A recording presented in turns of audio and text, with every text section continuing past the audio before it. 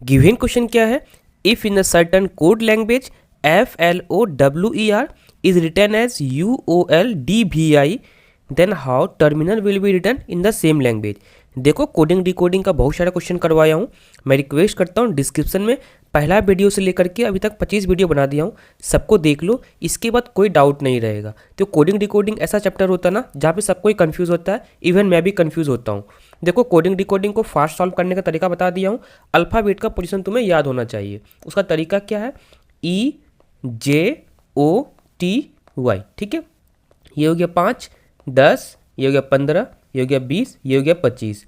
और देखो coding decoding question को कभी भी तुम टैकल करोगे ना, सबसे पहले तुम पैटर्न देखो। अगर पैटर्न नहीं देखोगे तो बहुत क्वेश्चन डिफिकल्ट हो जाएगा। सबसे पहले चेक करना फॉरवर्ड पैटर्न बन रहा है या फिर नहीं बन रहा है, ठीक है।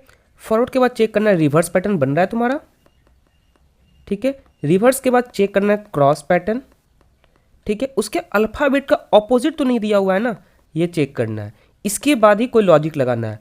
और याद रखना जितने भी गवर्नमेंट एग्जाम है ना, सब में तुम देख लोगे basically most of the question जितने भी होते हैं रिवर्स क्रॉस ऑपोजिट से ही रहते हैं। इन लॉजिकल पैटर्न का क्वेश्चन अब एग्जाम में नहीं आता था, पहले एग्जाम में आता था। और मैं फॉरवर्ड पैटर्न पे बहुत सारा क्वेश्चन करवा दिया हूँ, रिवर्स पे बहुत सारा क्वेश्चन करवा दिया हूँ, क्रॉस पे भी करवा दिया हूँ, अभी ऑपोजिट पे चल रहा है। इसके बाद कुछ इनलॉजिकल क्वेश्चन जो एग्जाम में आ चुके हैं वो मैं डिस्कशन करवा दूंगा, ठीक है। चलो अब देखो क्वेश्चन क्या गिवन है, ये पढ़ो एक बार। क्वेश्चन हम लोग को गिवन है FLOWER, फ्लावर। इसको कैसे लिखा गया है? UOLDVI। देखो मुझे समझ में आ गया यहाँ पे कौन सा पैटर्न लगने वाला है, बट तुम्हें समझ में नहीं आएगा। उसके लिए मैं क्या बताया हूँ, प्रैक्टिस करना होगा। देखो यहाँ पे लगाओ, जो मैं तरीका बताया वो लगाओ, फॉरवर्ड लगाओ। फॉरवर्ड लगाने से पहले क्या करना पड़ेगा? अल्फाबेट का पोजीशन लिखना पड़ेगा। F का क्या होता है? 6, ठीक है। L का क्या होता है? 12। मैं फास्ट इसलिए लिख रहा हूँ क्योंकि मैं प्रैक्टिस किया हूँ। अगर नहीं लिख पा रहे कोई चिंता करने की बात नहीं है, थोड़ा प्रैक्टिस कर लो, तुम भी लिख लोगे। 15, ये हो गया 23, ये हो गया 5, ये हो गया 18, ये हो गया 21, ये हो गया 15, ये हो गया 12, DD मतलब 4, VTUV, ये हो गया 22, ये हो गया 9, ठीक है। फॉरवर्ड लगाओ। फॉरवर्ड तुम्हारा लग रहा है? फॉरवर्ड देखोगे 6 से जा रहे तुम 21 मतलब कितना हो गया? 6 4 10, ठीक है। ये हो गया तुम्हारा 15 प्लस 15, ठीक है।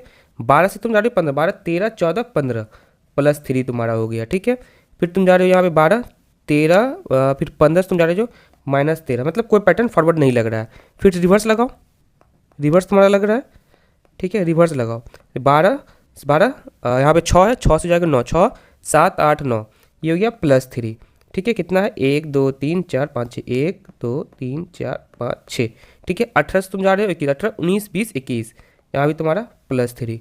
5 से जा रहे हो तुम्हारा कहाँ पे? 10 पे जा रहे हो, सॉरी 15 पे जा रहे हो, तो यहाँ कितना हो जाएगा बताओ? यहाँ पे हो जाएगा प्लस 10, ठीक है।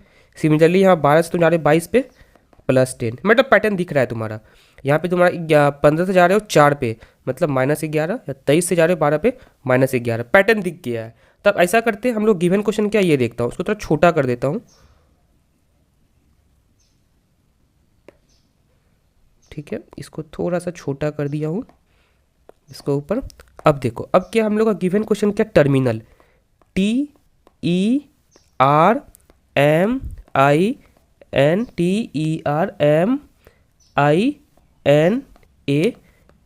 तो क्या हो रहा था तुम्हारा? प्लस 3।